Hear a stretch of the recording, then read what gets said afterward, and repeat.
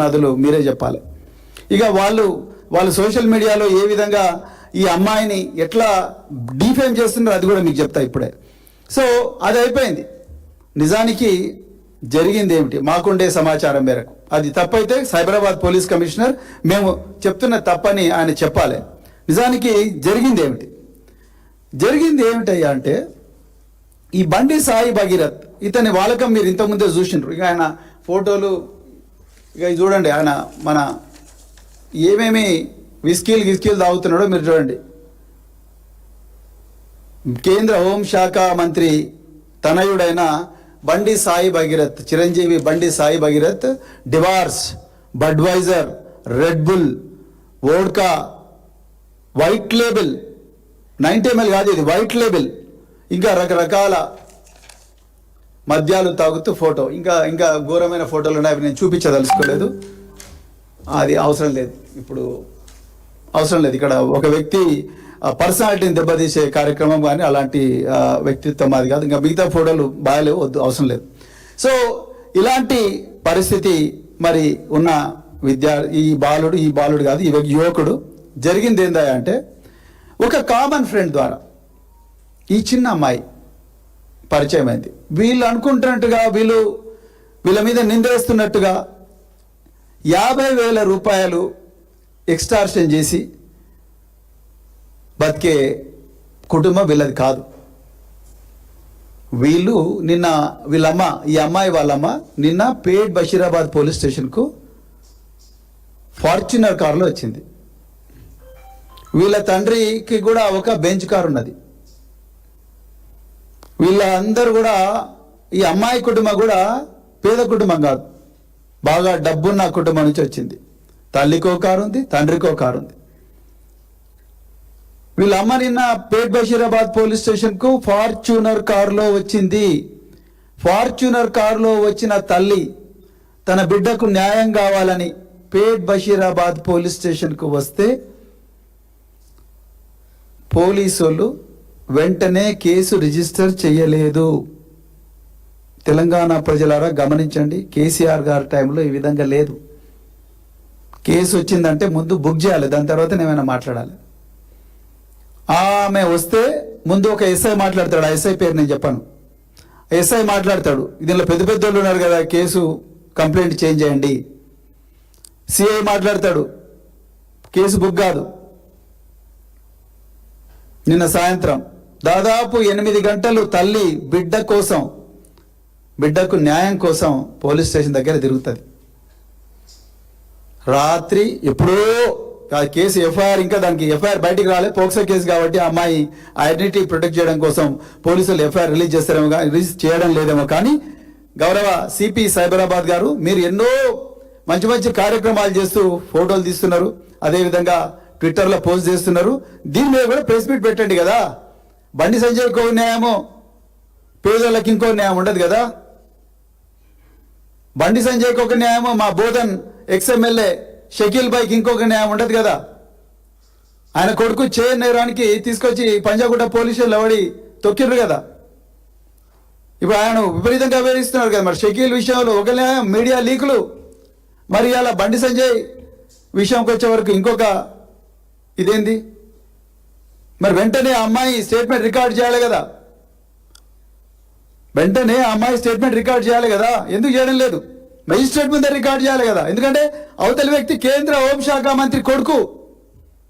The person is the alleged accused is none other than the son of union home minister mister Bandi Sanjay Kumar.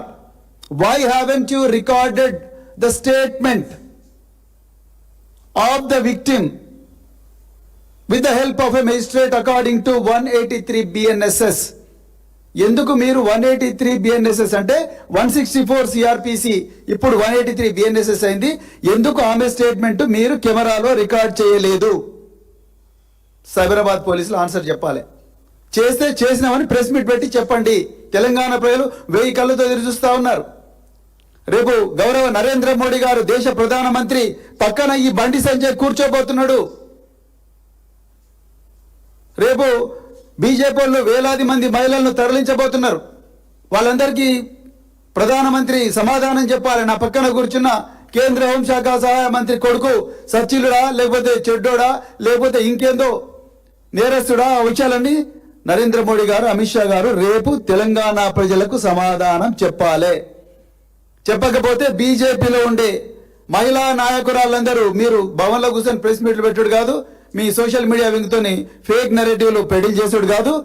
రేపు గౌరవ నరేంద్ర మోడీ గారిని, బండి సంజయ్ గారిని, అమిత్ షా గారిని మీరు అడగాలి, ఇది నిజమేనా?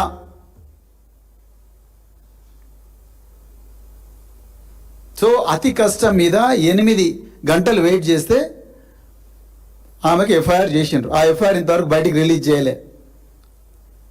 ఎందుకు రిలీజ్ చేయడం లేదో అది మీకే వదిలేస్తున్నాం. అమ్మాయి పేరుంది కరెక్టే, రిలీజ్ చేయడం లేదు అనుకుందాం ఫర్ వైల్.